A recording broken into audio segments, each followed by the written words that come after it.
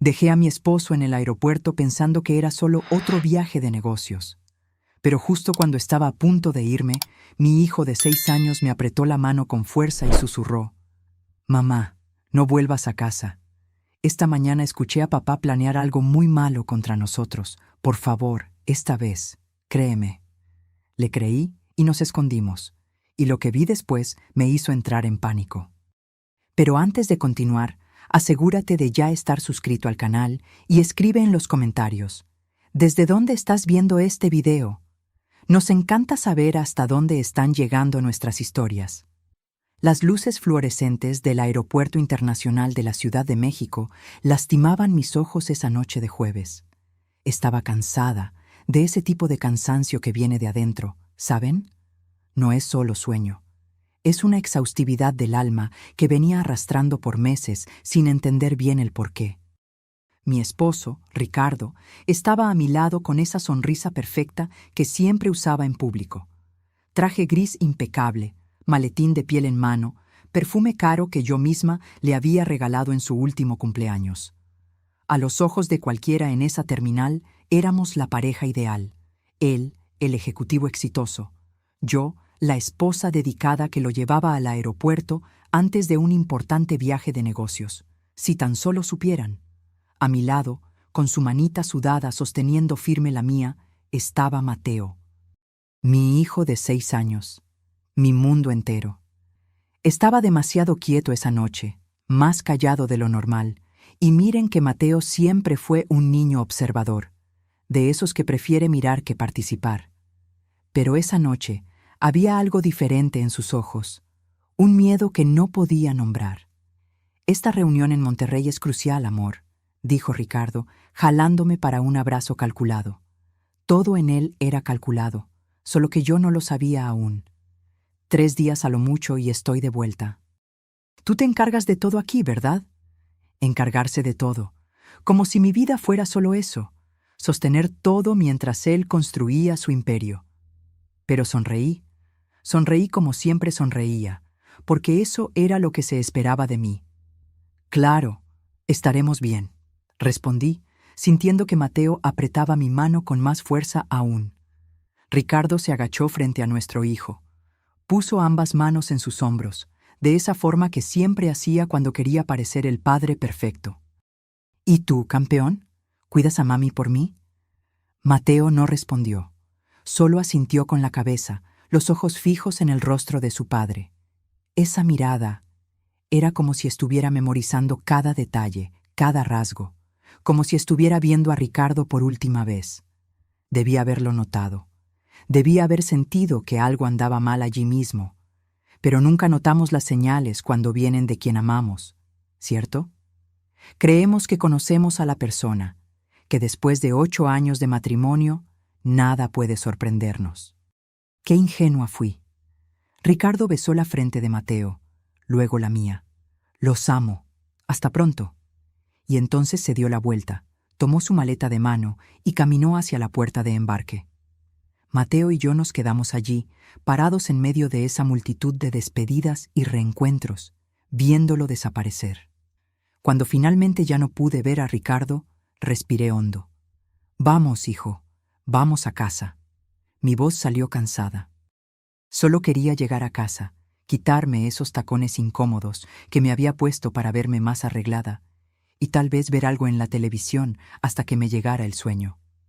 Empezamos a caminar por el largo pasillo del aeropuerto, nuestros pasos resonando en el suelo de mármol. Mateo estaba aún más quieto ahora, y yo podía sentir la tensión en su pequeño cuerpo a través de la manita que sostenía la mía. «¿Todo bien, amor? Estás muy callado hoy». No respondió de inmediato. Seguimos caminando, pasando junto a las tiendas cerradas, los paneles con horarios de vuelo, la gente apurada jalando maletas. Fue solo cuando llegamos cerca de la salida, cuando las puertas automáticas de cristal ya estaban a la vista, que se detuvo. Se detuvo tan bruscamente que casi tropiezo. «¿Mateo? ¿Qué pasa?» Fue entonces que me miró. Y, Dios, esa mirada. Nunca la olvidaré. Era puro terror. ese tipo de miedo que un niño de 6 años ni siquiera debería conocer. «Mamá», susurró, la voz temblándole, «no podemos volver a casa». Mi corazón dio un salto extraño en el pecho, me agaché frente a él, sosteniendo sus 2 bracitos. «¿Cómo que no, hijo? Claro que vamos a casa. Es tarde. Necesitas dormir». «No». Su voz salió más fuerte, desesperada. Algunas personas voltearon la cabeza a vernos. Tragó saliva y continuó, ahora en un susurro urgente. «Mamá, por favor, no podemos volver. Créeme esta vez. Por favor». Esta vez, esas 2 palabras me dolieron. Porque era verdad.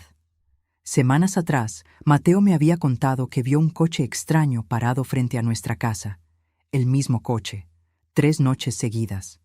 Le dije que era coincidencia. Días después, juró que había oído a papá hablando bajito en la oficina sobre resolver el problema de una vez. Le dije que eran asuntos de trabajo, que no debía escuchar conversaciones de adultos. No le creí, y ahora él estaba suplicándome, con lágrimas comenzando a formarse en esos ojitos cafés. Esta vez, créeme. «Mateo, explícame, ¿qué está pasando?» Mi voz salió más firme de lo que me sentía por dentro. Él miró a su alrededor, como si tuviera miedo de que alguien pudiera oírlo. Luego me jaló del brazo, haciéndome inclinarme aún más cerca de él, y susurró a mi oído. «Esta mañana, muy temprano, me desperté antes que todos. Fui por agua y escuché a papá en su oficina. Estaba en el teléfono. Mamá dijo que esta noche, cuando estuviéramos durmiendo, iba a pasar algo malo. Que él necesitaba estar lejos cuando sucediera.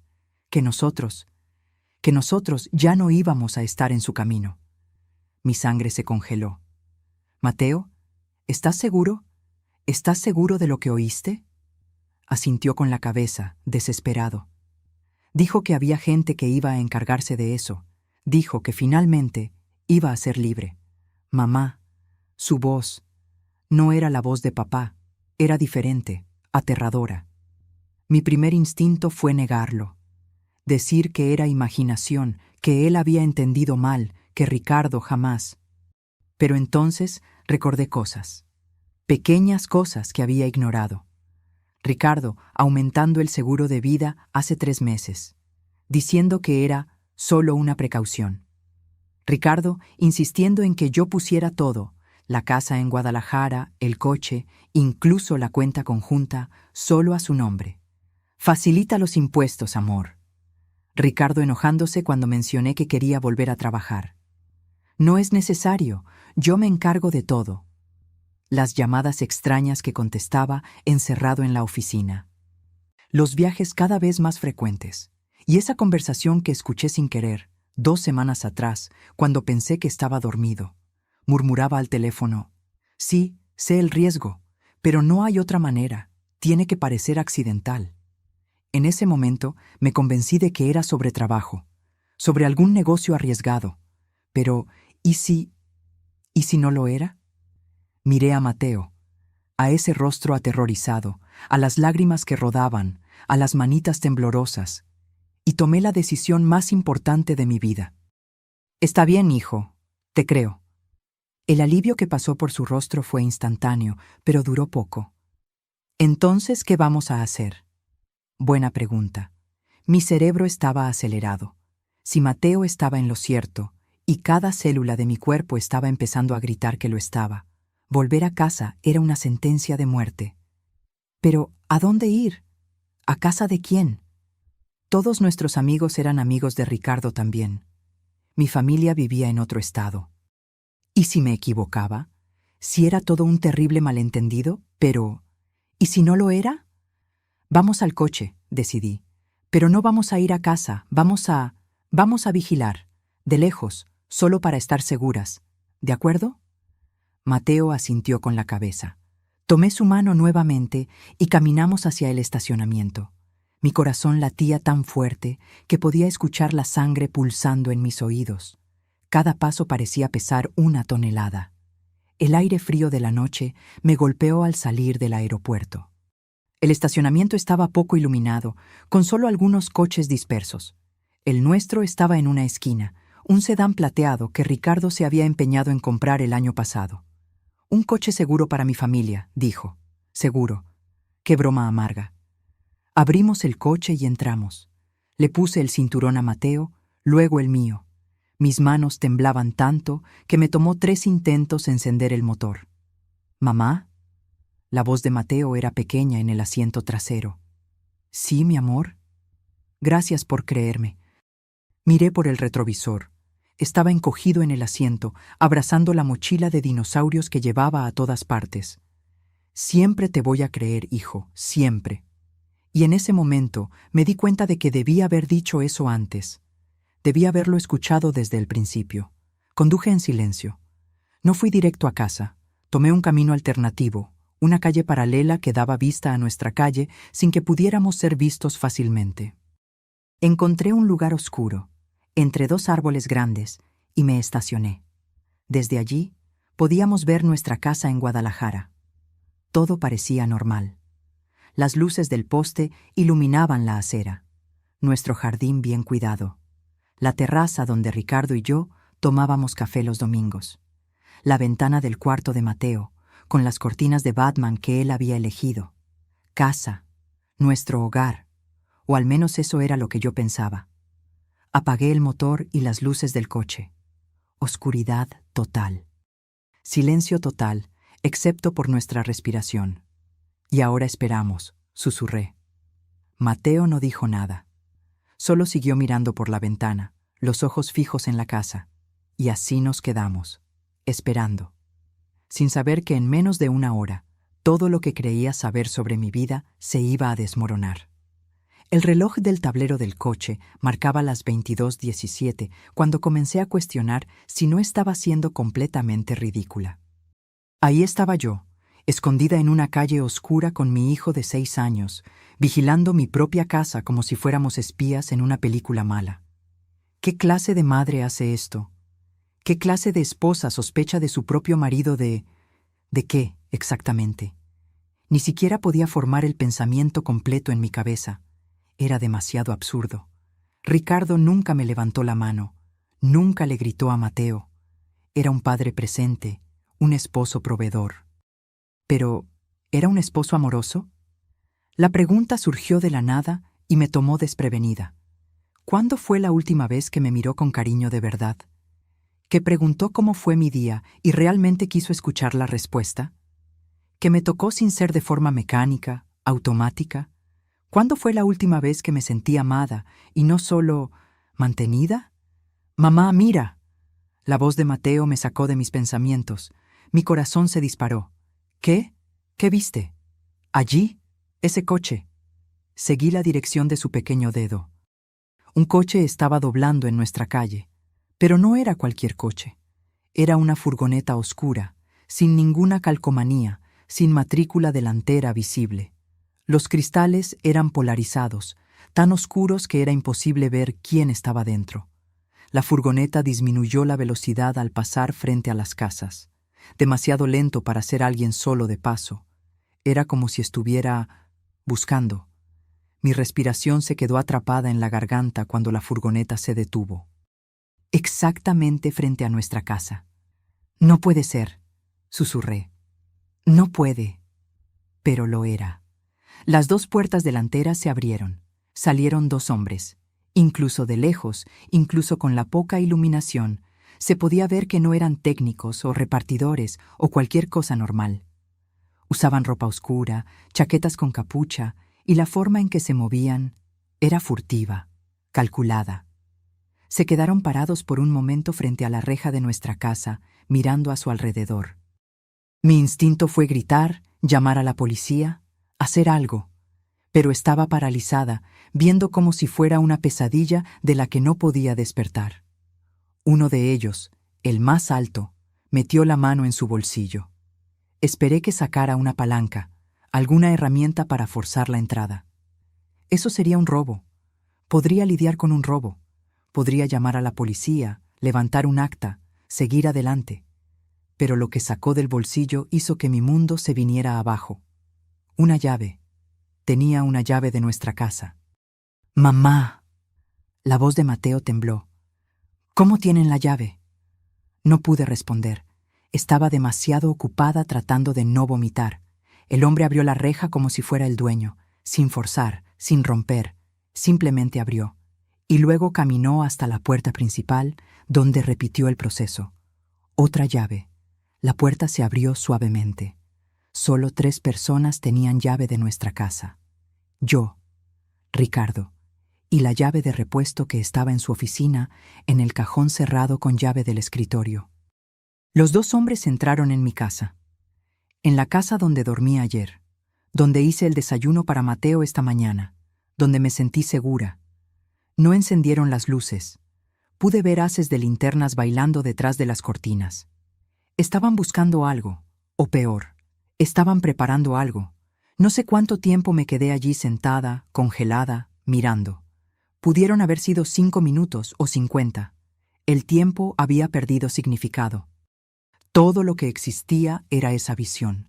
2 extraños dentro de mi casa, con llaves que solo mi esposo podía haberles dado. Entonces sentí el olor. Al principio pensé que lo estaba imaginando, pero se hizo más fuerte. Un olor químico, fuerte, gasolina. «Mamá, ¿qué olor es ese?», preguntó Mateo, y fue cuando vi. Humo. Comenzó pequeño, solo un hilo delgado saliendo de la ventana de la sala. Luego otro, de la ventana de la cocina. Y entonces vi el brillo. Ese brillo naranja siniestro que solo puede significar una cosa. Fuego. No, salí del coche sin pensar. No, no, no. La mano de Mateo me jaló de vuelta. «Mamá, no, no puedes ir allá». Tenía razón. Lo sabía, pero era mi casa. Mis cosas, las fotos de cuando Mateo nació, el vestido de novia guardado en el armario, los dibujos que Mateo hacía y yo pegaba en el refrigerador, la manta que mi abuela tejió antes de morir, todo, quemándose. Las llamas crecieron rápido, aterradoramente rápido. En cuestión de minutos, la sala estaba totalmente invadida. El fuego lamía las paredes, rompía las ventanas, subía al segundo piso donde estaba el cuarto de Mateo. Fue cuando las sirenas comenzaron. Alguien debió haber visto el humo, llamado a los bomberos. La furgoneta oscura salió a toda prisa, sin encender las luces, desapareciendo en la esquina segundos antes de que apareciera el primer camión de bomberos. Yo estaba temblando tanto que apenas podía mantenerme en pie. Mateo me abrazaba por detrás, su carita hundida en mi espalda sollozando. «Mateo tenía razón», murmuré. «Tuviste razón, hijo. Tuviste razón. Si hubiéramos vuelto a casa, si no le hubiera creído, estaríamos allí dentro ahora, durmiendo, sin saber, y esos hombres habrían... No pude completar el pensamiento. Mis piernas cedieron y caí de rodillas allí mismo, en medio de la calle oscura, viendo mi vida convertirse en cenizas. Mi celular vibró en mi bolsillo. Con las manos temblorosas, lo tomé. Era un mensaje, de Ricardo. «Amor, acabo de aterrizar. Espero que tú y Mateo estén durmiendo bien.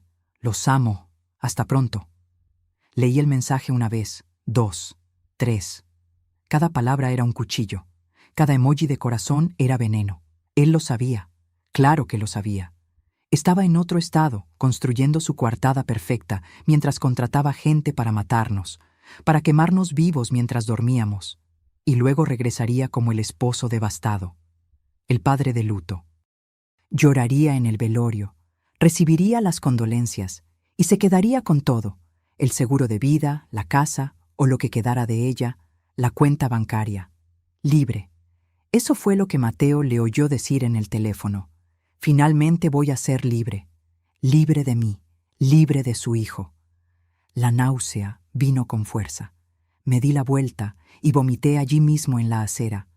Todo lo que tenía en el estómago salió, junto con cualquier ilusión que aún me quedaba sobre mi matrimonio.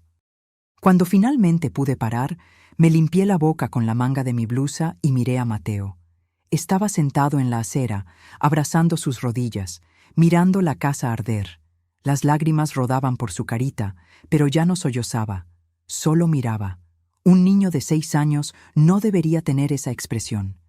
esa comprensión terrible y prematura de que personas que deberían amarte pueden querer hacerte daño. Me senté a su lado y lo jalé hacia un abrazo apretado. «Lo siento», susurré en su cabecita. «Lo siento por no haberte creído antes. Lo siento por todo». Él se agarró a mí como si yo fuera lo único sólido en un mundo que se había volteado de cabeza. Y tal vez lo era. «¿Qué vamos a hacer ahora, mamá?», era la pregunta del millón, ¿no? ¿Qué haces cuando descubres que el hombre que prometió amarte y protegerte en realidad quiere verte muerta? No podíamos volver a casa. Ni siquiera existía ya una casa a la que volver. No podíamos ir a la policía. Ricardo tenía una coartada de hierro y éramos solo yo y la palabra de un niño de 6 años contra la suya. No podíamos ir con amigos o familia. Todos pensarían que estaba loca, en shock por el incendio, inventando cosas.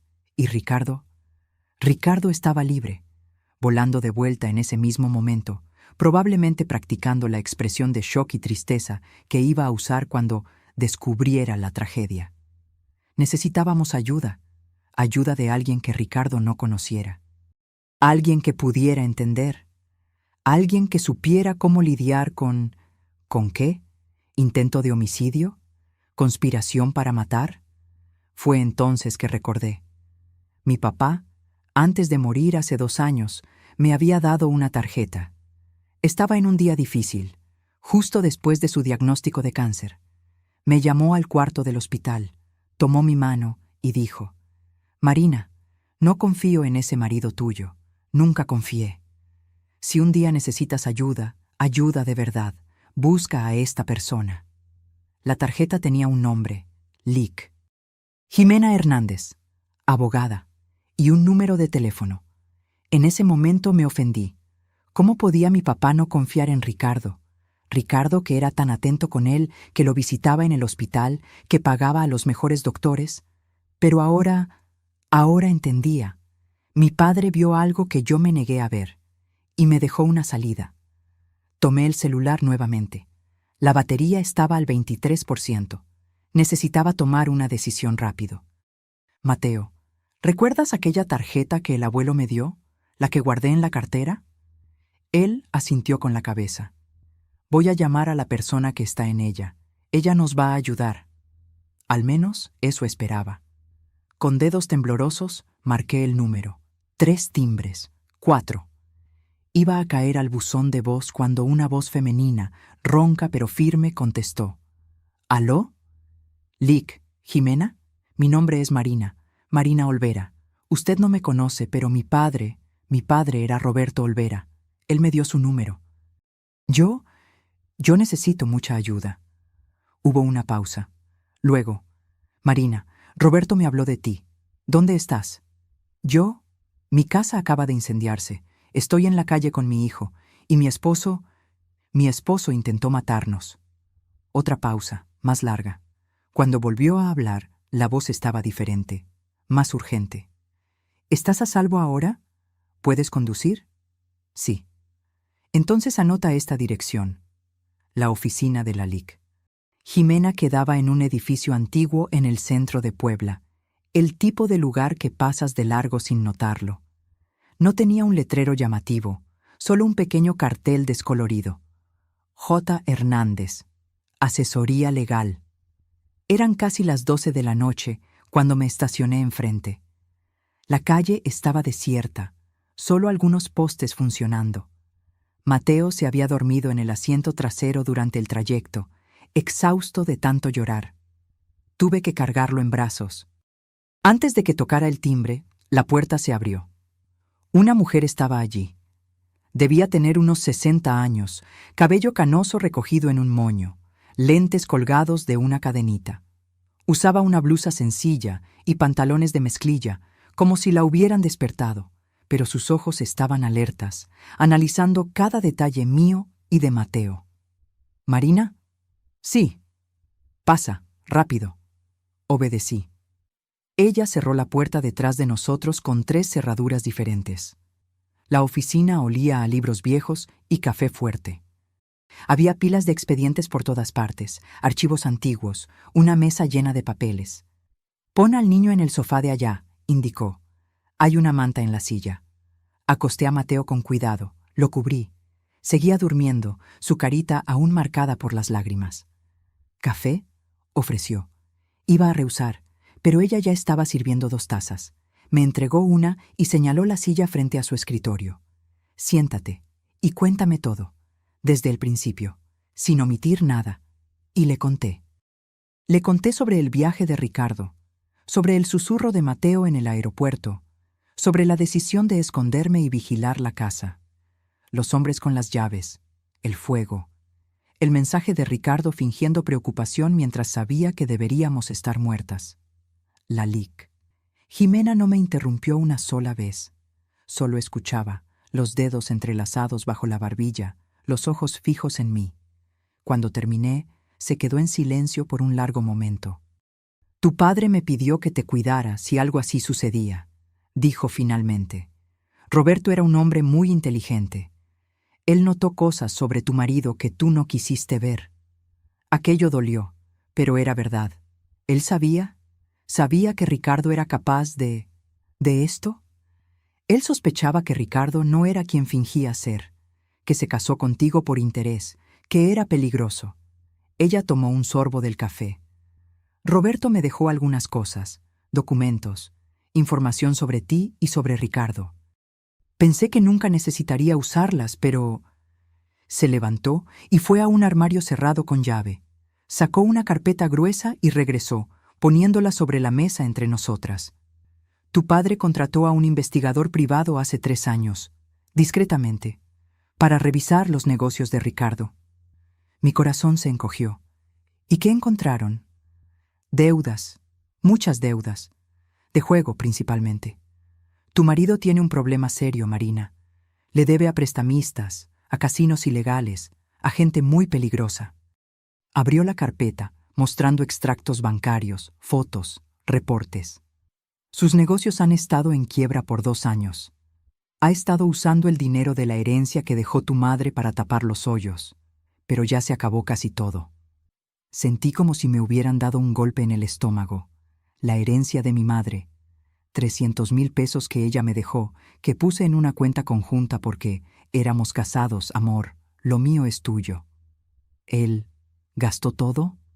Hasta el último centavo. Pasó una página. Y ahora los prestamistas están cobrando. Con intereses. Ricardo debe casi 1,000,000 de pesos. La gente así no negocia, Marina. O paga o... No necesitaba completar la frase. Pero yo no tengo ese dinero. No lo tenemos. Entonces, ¿por qué él? Seguro de vida, dijo simplemente. Tienes un seguro de vida de 2 millones. Tu padre insistió en eso cuando te casaste, ¿recuerdas?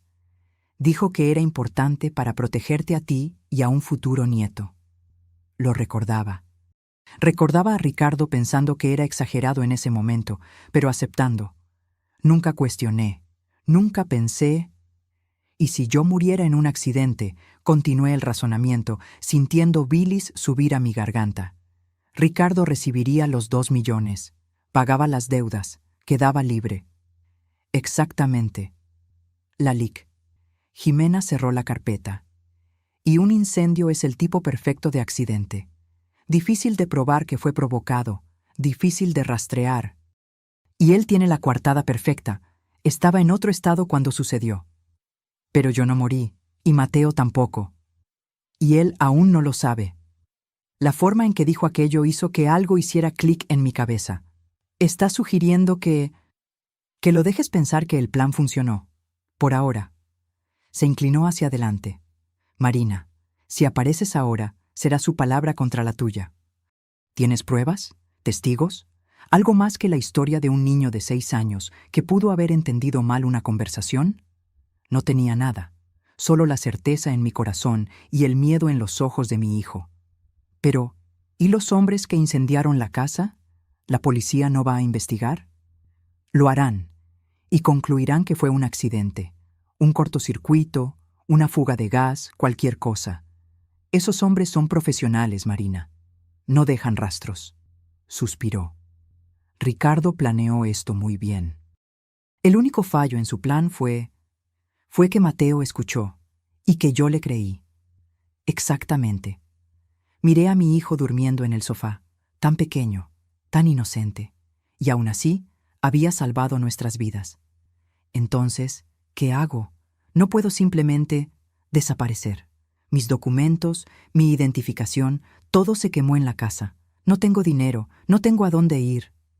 «¿Me tienes a mí?», dijo Lalik, Jimena. «Y tienes algo que Ricardo no sabe que tienes». «¿Qué?». Ella sonrió. Una sonrisa fría que me hizo ver por qué mi padre confiaba en ella. La verdad, y tiempo para probarla.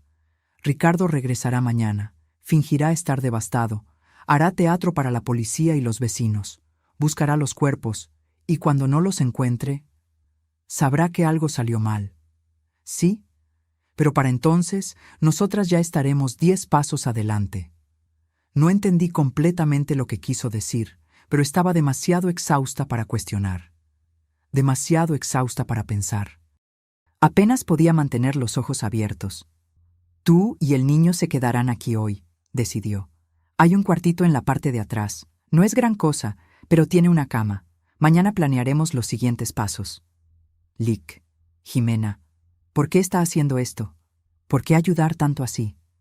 Se quedó callada por un momento, mirando a algún punto más allá de mí, perdida en algún recuerdo.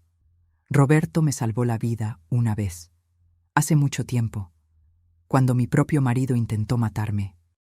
Regresó la mirada hacia mí.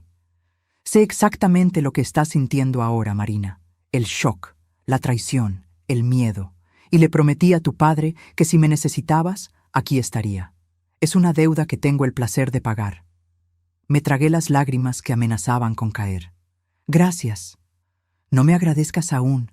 El juego acaba de comenzar». Dormí por tal vez 3 horas, pero parecieron 3 minutos. Desperté con Mateo sacudiéndome, asustado, preguntando dónde estábamos.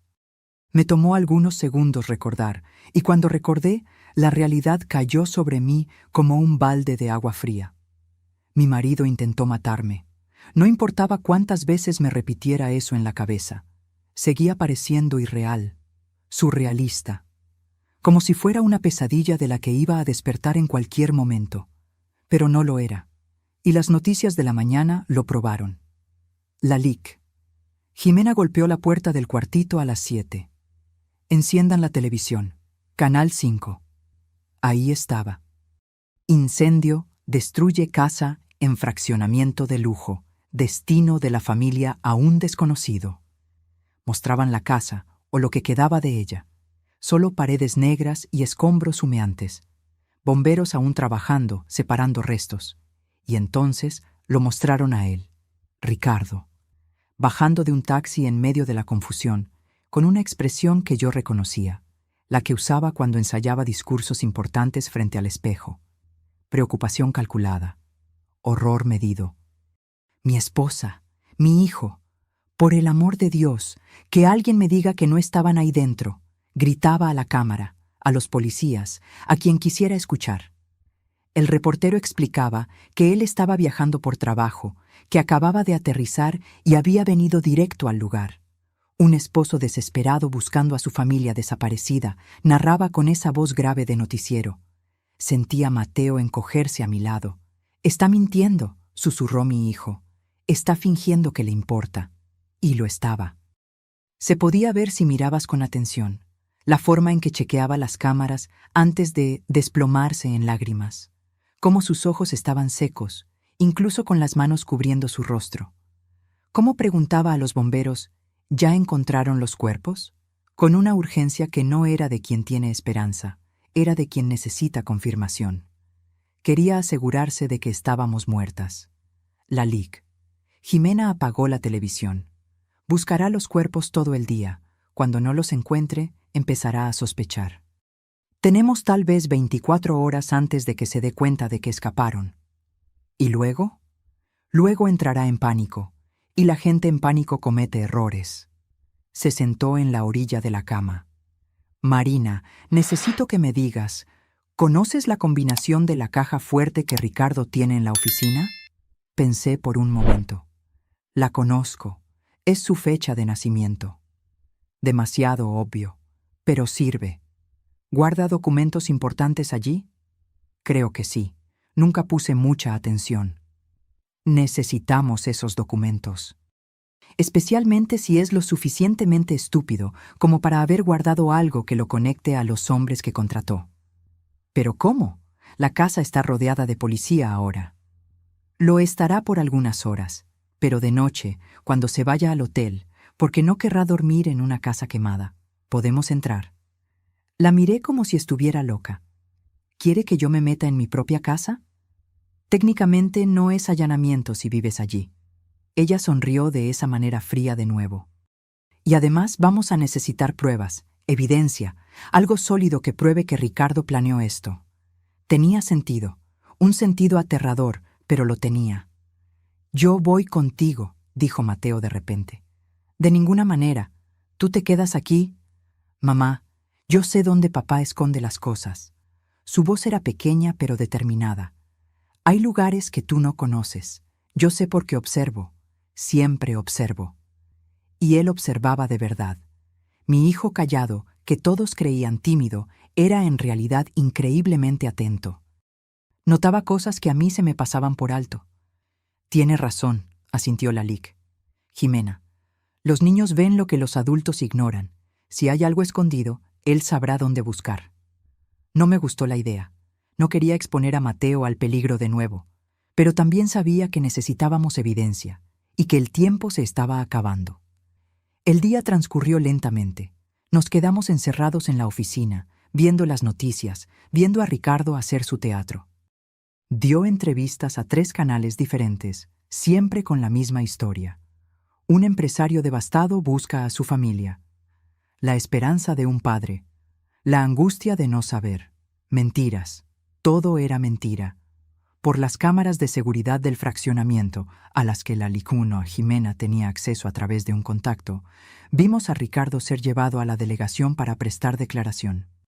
Lo vimos regresar y quedarse frente a la casa destruida por horas, conversando con vecinos, con policías, con quien apareciera. Y entonces, finalmente, cuando el sol comenzó a ponerse, lo vimos subir a un coche e irse. Ahora, dijo Lalique, Jimena. Me dio ropa oscura, guantes, una linterna pequeña. Hizo lo mismo con Mateo. Parecíamos ladrones a punto de cometer un asalto. Y en cierto modo, era exactamente eso. Condujimos en silencio hasta cerca del fraccionamiento. Pero no entramos por el frente. Lalique. Jimena conocía un pasaje en la parte de atrás, donde el muro era más bajo y no había cámaras. Beneficios de haber defendido al constructor en el divorcio, explicó. Escalamos el muro. Bueno, ella y yo escalamos, a Mateo lo pasamos por encima. Del otro lado estaba oscuro. El olor a humo aún era fuerte. 20 minutos, susurró Lalique. Jimena. Entran, toman lo que necesitan, salen. Yo me quedo vigilando aquí. Tomé la mano de Mateo y caminamos hasta la casa. O lo que quedaba de ella. La puerta trasera, la de la cocina, estaba parcialmente quemada pero aún se podía abrir. Entramos. Dios, la destrucción era total. Las paredes negras, el techo parcialmente derrumbado, olor a cenizas y productos químicos. Todo lo que fue mi vida estaba destruido. Pero no teníamos tiempo para lamentar. La oficina, susurré a Mateo. ¿Dónde está? Él me guió, pasando por la sala destruida, subiendo los precarios escalones de la escalera. La oficina de Ricardo estaba en el segundo piso, y milagrosamente no se había quemado tanto como el resto. La puerta estaba atorada, pero pude forzarla. La caja fuerte estaba allí, empotrada en la pared detrás de un cuadro. Marqué la fecha de nacimiento de Ricardo. VIP. Verde. Abierta. Dentro había documentos, mucho dinero en efectivo, probablemente para pagos ilegales, y un celular antiguo. «Lleva todo», sonó la voz de Mateo del otro lado de la sala. «Mamá, mira aquí». Estaba señalando debajo de una tabla suelta del piso. Un escondite que yo nunca habría sabido que existía. Levanté la tabla. Dentro había otro celular, un cuaderno negro y un sobre. Tomé todo a toda prisa, metiéndolo en la mochila que había traído. «Vamos, rápido». Estábamos casi en la puerta cuando escuchamos voces. Abajo. ¿Estás seguro de que no hay nadie? Sí, la policía ya liberó el sitio. Solo estamos revisando. Mi sangre se congeló. Miré a Mateo. Estaba pálido. No podíamos bajar. Quienquiera que fuera, estaba bloqueando nuestra única salida. Agarré a Mateo en brazos y nos metimos dentro del armario de la oficina. Mi corazón latía tan fuerte que estaba segura de que nos oirían. Por la rendija de la puerta del armario podía ver la luz de las linternas subiendo la escalera. 2 hombres. No eran policías. Reconocí las voces. Eran los mismos hombres que habían incendiado la casa. El jefe dijo que verificáramos si el trabajo fue concluido, dijo uno de ellos, voz grave, con acento de la costa. Parece que aún no encontraron cuerpos. Imposible.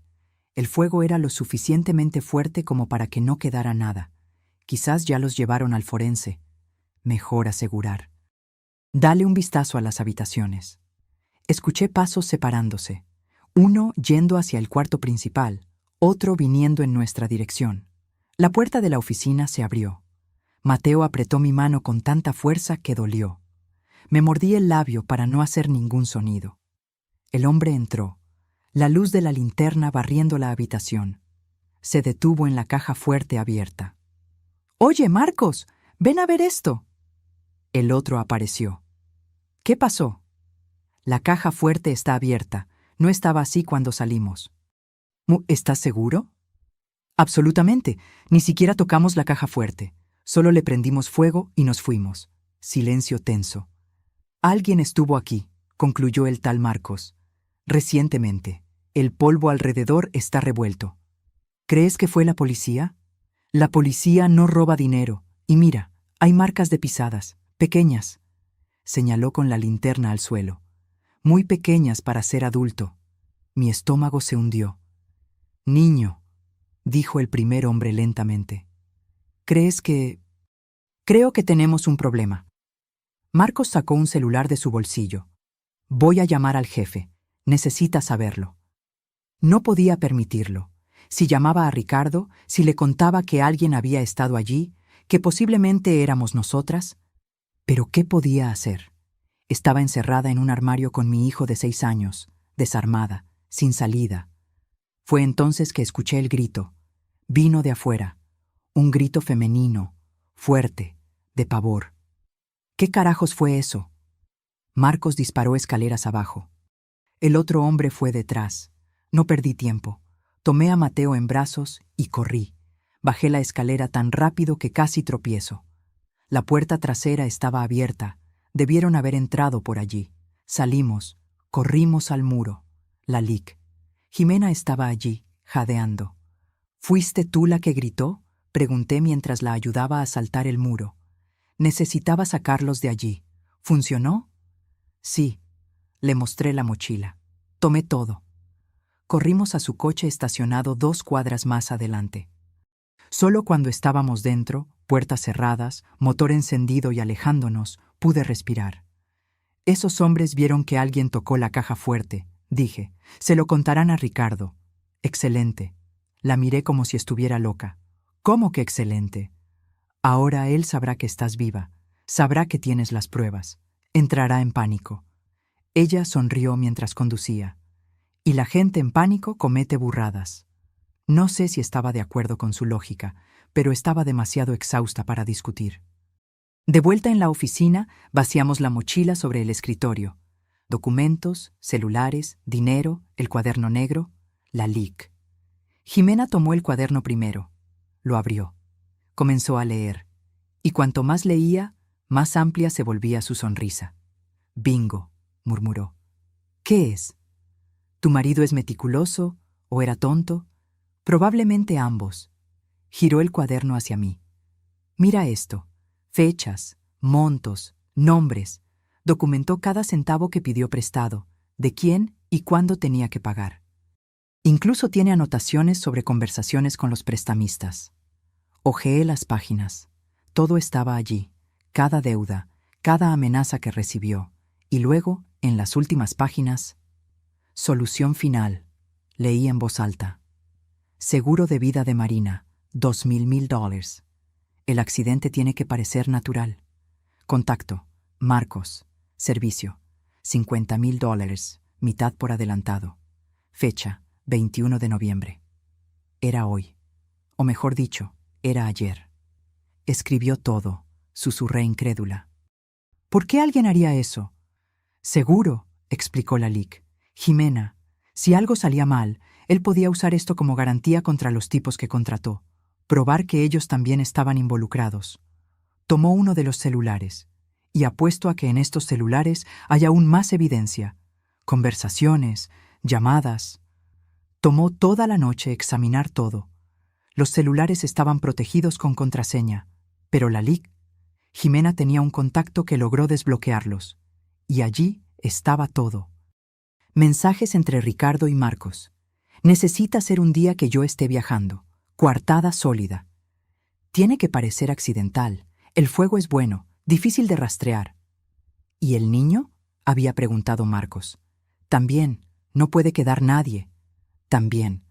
Ricardo había escrito fríamente sobre matar a nuestro hijo, como si fuera un detalle menor, un inconveniente a resolver. Sentí el odio crecer dentro de mí, un odio frío, cortante. Ya no era la mujer que se había casado creyendo que había encontrado el amor. Era una madre protegiendo a su hijo, y las madres son peligrosas cuando sus hijos están amenazados. ¿Esto es suficiente para arrestarlo?, pregunté.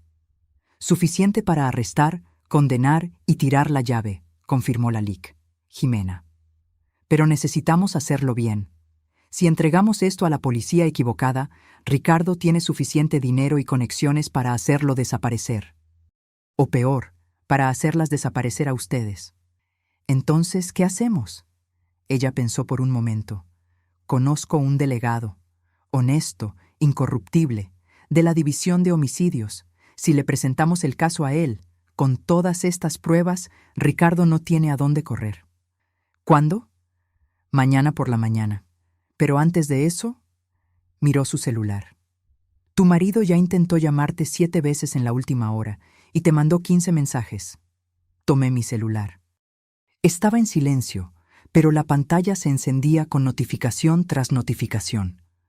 Marina, por el amor de Dios, ¿dónde estás? Amor, estoy desesperado. Por favor, respóndeme.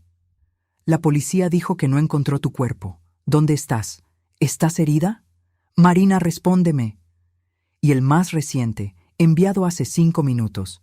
Sé que estás viva, y sé que tomaste las cosas de la caja fuerte. Necesitamos hablar. Urgente. La máscara se había caído. Él lo sabe, dije. Perfecto, respóndele. ¿Qué? ¿Estás loca? Respóndele. Dile que quieres encontrarte con él, en un lugar público, mañana por la mañana. ¿Por qué? Lalique. Jimena sonrió. Esa sonrisa que aprendí a temer y admirar al mismo tiempo. Porque le daremos una oportunidad para ahorcarse. Escribí la respuesta con los dedos temblorosos. Alameda Central, mañana 10 a.m. Ven solo. La respuesta de Ricardo llegó en segundos. Estaré allí. Marina, necesitamos hablar. Las cosas no son como tú piensas. No son como yo pienso. Como si yo fuera la loca de la historia. Como si no hubiera visto a 2 hombres incendiando mi casa con mis propias llaves. Perfecto, dijo Lalique. Jimena. Mañana por la mañana te encontrarás con él, pero no estarás sola. Ella explicó el plan. Era arriesgado, tal vez insano, pero podría funcionar. El delegado que ella conocía, delegado Juárez, aceptó ayudar cuando ella llamó y explicó la situación. Pondría a personas de civil en la plaza, escuchas, cámaras. Todo lo que necesitábamos era hacer que Ricardo confesara. Nunca va a confesar sabiendo que puede ser grabado, argumenté. No necesita confesar con palabras, replicó. Solo necesita actuar. Y los hombres desesperados siempre actúan. Esa noche no pude dormir. Me quedaba imaginando el encuentro. Lo que diría. Cómo miraría a los ojos del hombre que intentó matarme y fingiría normalidad. Mateo dormía a mi lado, finalmente en paz después de días de terror. Al menos uno de nosotros podía descansar. A las 9:30 de la mañana siguiente, estábamos posicionadas. Yo sentada en una banca de la Alameda Central, con un abrigo con micrófono incorporado. Mateo seguro en la oficina con la LIC. Jimena, viendo todo por cámaras que la policía instaló. El delegado Juárez y su equipo esparcidos por la plaza, disfrazados de indigentes, vendedores ambulantes, personas paseando a su perro. Y entonces vi a Ricardo. Apareció puntualmente a las 10 a.m. Usaba ropa arrugada, probablemente la misma de ayer, ojeras profundas, barba sin afeitar. Por primera vez desde que lo conocí, parecía humano, vulnerable, pero yo sabía la verdad. Me vio y prácticamente corrió. «Marina, gracias a Dios estás bien». Intentó abrazarme. Retrocedí. «No me toques». La máscara se deslizó por un segundo. Vi rabia en sus ojos antes de volver a expresar preocupación. «Amor, sé que estás asustada, pero tienes que escucharme». ¿Escucharte? ¿Escucharte decir qué, Ricardo? ¿Que fue todo un error? ¿Que los hombres que incendiaron nuestra casa con nuestras llaves eran solo ladrones? Parpadeó, calculando. ¿Tú viste? Vi todo. Estaba allí. Mateo y yo. Vimos todo. Se puso pálido. Miró a su alrededor, nervioso. Aquí no. Vamos a un lugar privado. No voy a ir a ningún lado contigo. Mantuve la voz firme, aunque mi corazón estuviera disparado. Habla aquí. Ahora, ¿por qué intentaste matarme? Yo no... No fue así. Se pasó la mano por el cabello. Marina, no entiendes. Estoy en problemas. Debo mucho dinero a gente muy peligrosa. Te amenazaron a Mateo. ¿Entonces decidiste matarnos antes? ¿Qué lógica es esa? No.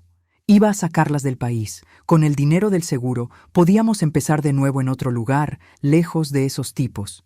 Era una mentira tan descarada que casi me río. ¿Estás hablando del seguro que solo pagas si yo muero? Se congeló. Se dio cuenta del error. Marina. Cambió la táctica. La voz se volvió amenazadora. Tomaste cosas de mi caja fuerte. Necesito que me las devuelvas. Ahora. ¿El cuaderno negro? ¿La evidencia de que planeaste todo? No entiendes lo que estás haciendo. Si le entregas eso a la policía, caigo. Y si caigo, los tipos a los que les debo irán tras de ti. De cualquier manera, no estás a salvo. Pero al menos no serás tú intentando matarme. La rabia finalmente explotó. Siempre fuiste tan ingenua. ¿Crees que me casé contigo por qué? ¿Por amor? Eras una niña mimada con dinero de mami. Fue solo por eso. Dolió. Aun sabiendo que era verdad, dolió escucharlo. ¿Y Mateo? ¿Nuestro hijo también era solo por interés? El mocoso.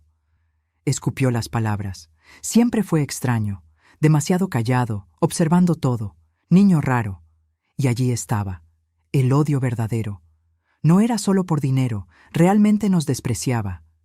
Fue cuando escuché, proveniente del audífono en mi oído. Ya tenemos suficiente, equipo, pueden ir. De repente, los indigentes se levantaron. Los vendedores soltaron sus puestos. Todos convergieron hacia Ricardo con distintivos en mano. «Ricardo Fuentes, queda usted detenido». Su rostro pasó por 5 emociones en 3 segundos. Shock, confusión, rabia, miedo y finalmente, aceptación. Había perdido. Pero antes de que pudieran esposarlo, hizo algo que nadie esperaba. Corrió.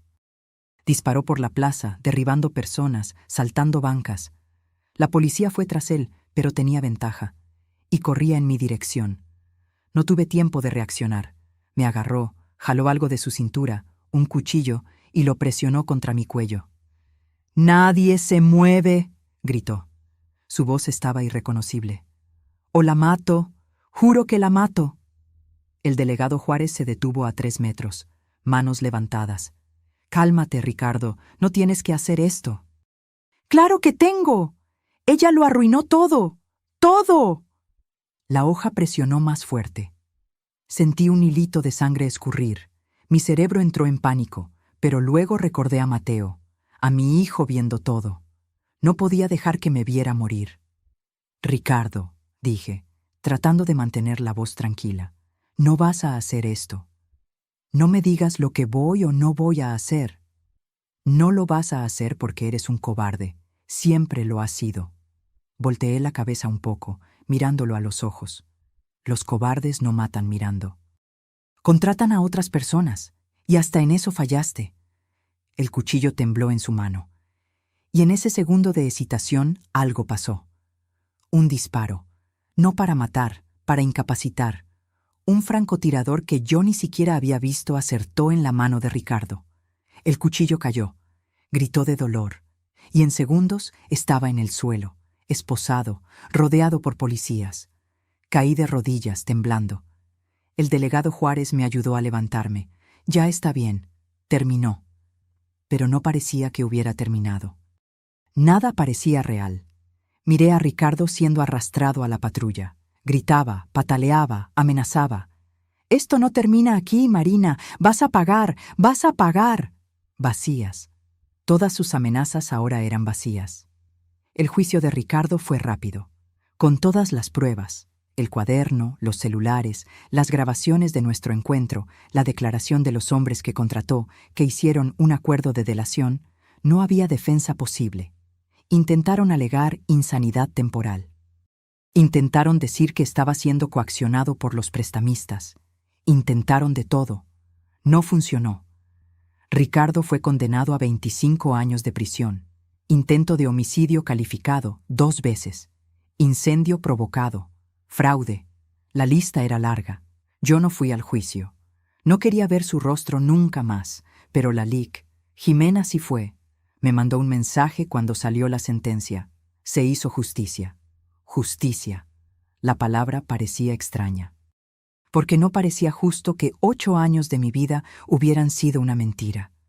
No parecía justo que mi hijo tuviera que crecer sabiendo que su propio padre quiso matarlo. Pero al menos estábamos vivas. Y libres. En los meses siguientes tuve que reconstruir todo. Literalmente todo. Documentos, identidad, cuenta bancaria, casa. Conseguí acceso al dinero del seguro de la casa, irónico, ya que Ricardo la había quemado para obtener otro seguro. No era mucho, pero era suficiente para empezar de nuevo. La LIC. Jimena me ayudó con todo el papeleo. Más que eso, se convirtió en una amiga, tal vez la primera amiga verdadera que tuve. Tu padre sabía que me ibas a necesitar un día, me dijo una tarde, tomando café en el nuevo apartamento que alquilé. Me hizo prometer que te cuidaría. ¿Cómo lo sabía? ¿Sobre Ricardo? Intuición de padre. Ella sonrió. O tal vez vio cosas que tú, enamorada, no quisiste ver. Pequeñas señales. La forma en que Ricardo miraba el dinero de tu familia. ¿Cómo preguntaba sobre herencias? ¿Cómo se irritaba cuando hablabas de trabajar? Tenía razón. Las señales siempre estuvieron allí. Fui yo quien eligió ignorarlas. Mateo estaba yendo a terapia. Al principio, no quería hablar sobre lo que sucedió, pero con el tiempo, poco a poco, comenzó a abrirse. La terapeuta dijo que era resiliente. Los niños son más fuertes de lo que imaginamos. Pero incluso fuerte, tenía pesadillas. Despertaba gritando, diciendo que había fuego, que no podía salir, que su papá estaba viniendo. En esas noches yo me quedaba con él.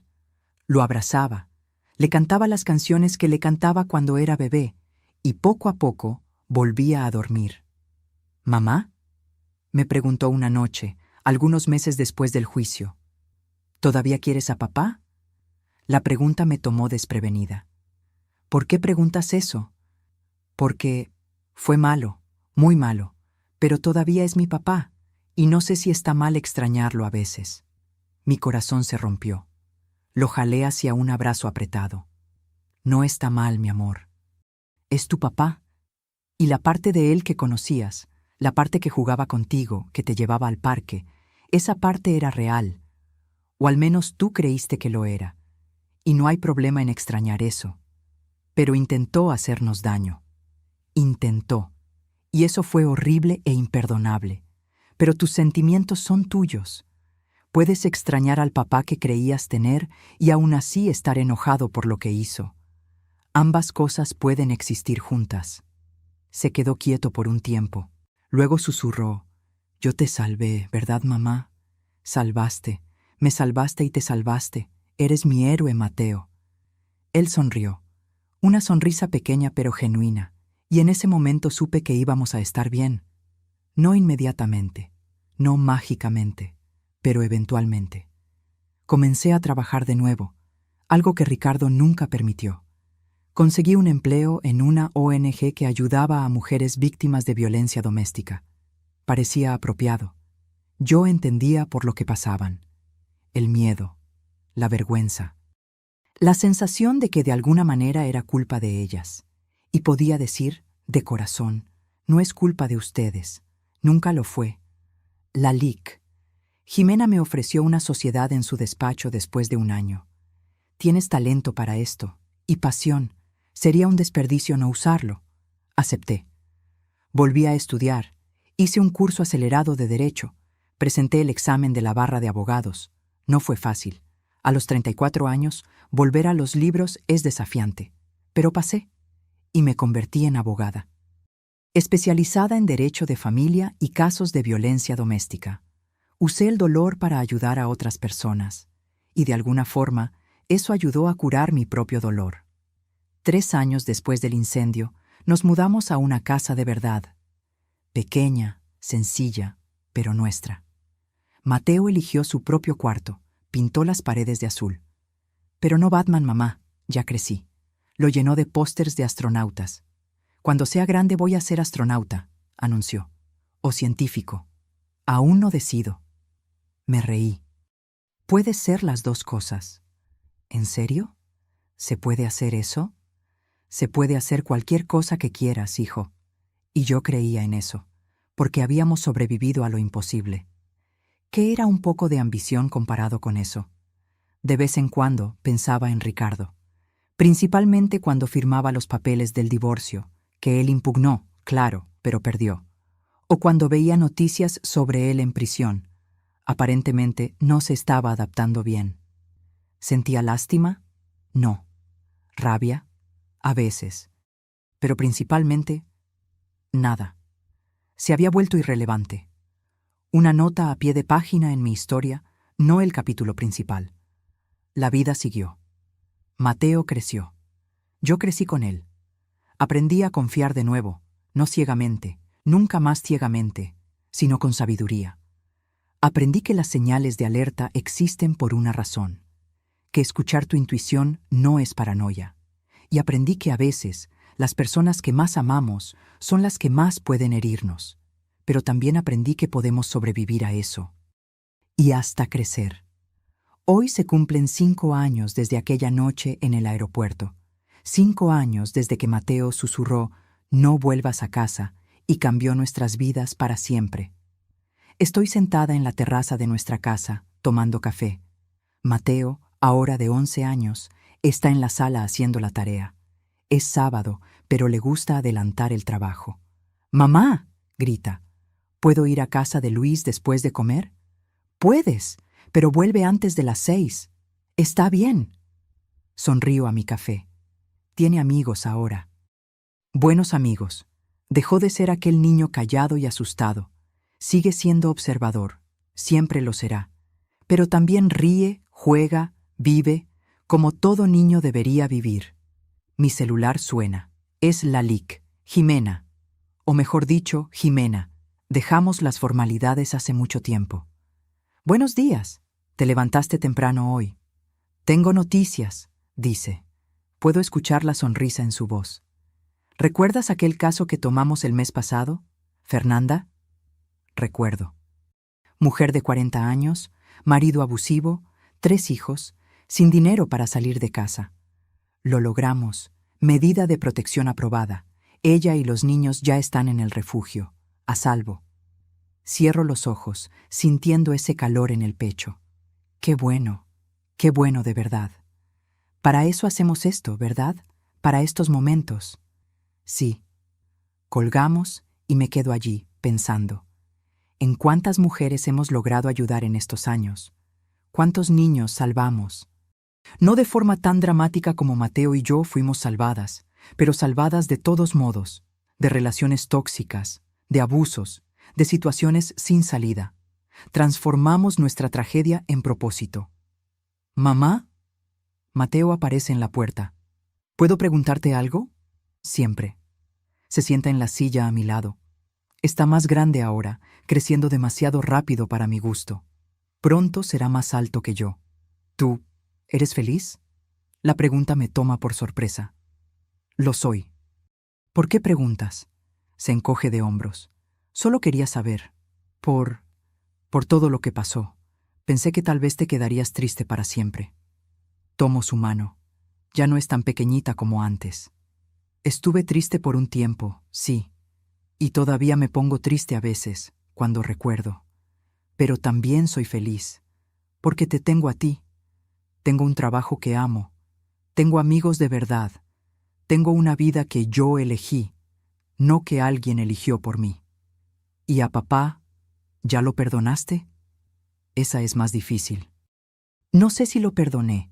Perdonar no significa olvidar o decir que todo está bien.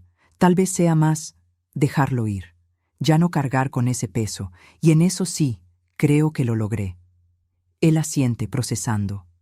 Yo creo que también. No pienso mucho en él. Solo a veces, cuando recuerdo cómo era antes, pero luego recuerdo que aquello no era real, y se vuelve más fácil. ¡Qué sabiduría para un niño de 11 años!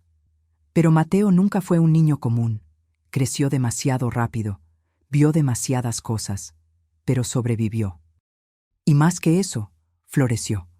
Te amo mucho, ¿sabías? Le digo, abrazándolo. Yo también, mamá. Me devuelve el abrazo, luego se suelta. ¿Puedo volver a la tarea? Solo me falta matemáticas. Puedes. Vuelve adentro y yo me quedo allí, en la terraza, viendo el sol subir en el cielo. Pienso en lo extraña que es la vida. Hace 5 años estaba perdiendo todo, o creyendo que lo estaba. La casa, el matrimonio, la seguridad. Pero en realidad estaba ganando algo más importante: libertad. Libertad para ser yo misma, para tomar mis propias decisiones, para construir una vida basada en la verdad, no en mentiras bonitas. Y sí, duele. A veces todavía duele. Hay noches que despierto sudando, soñando con fuego.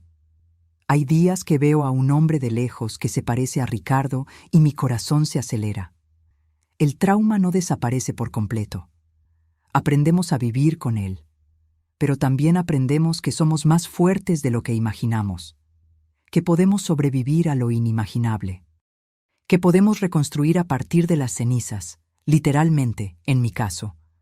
Mi teléfono vibra de nuevo, mensaje del grupo de apoyo que coordino para sobrevivientes de violencia doméstica.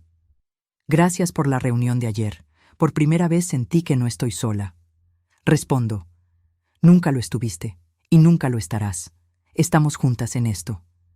Es por estos mensajes que hago lo que hago, porque sé lo que es sentirse sola, atrapada, sin salida. Y sé lo que es encontrar una mano extendida cuando más la necesitas, como mi padre me dio cuando me dejó la tarjeta de Jimena, como Jimena me dio cuando me acogió, como Mateo me dio cuando tuvo el coraje de hablar, aún siendo tan pequeño. No nos salvamos solos. Nos necesitamos unos a otros, y ahora yo devuelvo. Extiendo mi mano a otras mujeres que están donde yo estuve, y las levanto. El sol ha salido por completo ahora. Un nuevo día, una nueva oportunidad. Me levanto, entro en casa.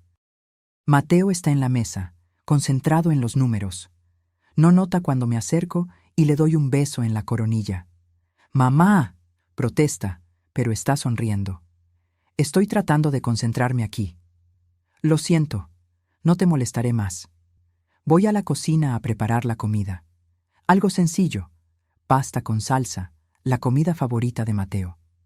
Mientras revuelvo la salsa, lo escucho tararear en la sala. Tarareando, un niño que presenció un intento de asesinato, que perdió su casa, que vio a su padre ser arrestado. Está tarareando mientras hace su tarea de matemáticas. Si eso no es resiliencia, no sé qué es. Y me da esperanza. Esperanza de que no importa lo que la vida nos lance, podemos sobrevivir. Podemos superar, podemos incluso ser felices de nuevo, no de la misma forma, no como éramos antes, sino de una forma nueva, más fuerte, más sabia. El temporizador del horno suena, lo apago. Empiezo a servir los platos. ¡Mateo! ¡A comer! Aparece corriendo, como siempre hace cuando es comida. Se sienta a la mesa con esa sonrisa amplia. ¿Qué hay de postre? Nieve, si te comes toda la comida primero. Eso lo hago durmiendo. Reímos, comemos, conversamos sobre la semana, sobre los planes para el fin de semana, sobre el proyecto de ciencias que está haciendo en la escuela. Cosas normales, vida normal. Y es hermoso, después de todo. Es hermoso tener esa normalidad de nuevo. Después de comer, Mateo se va a casa de su amigo.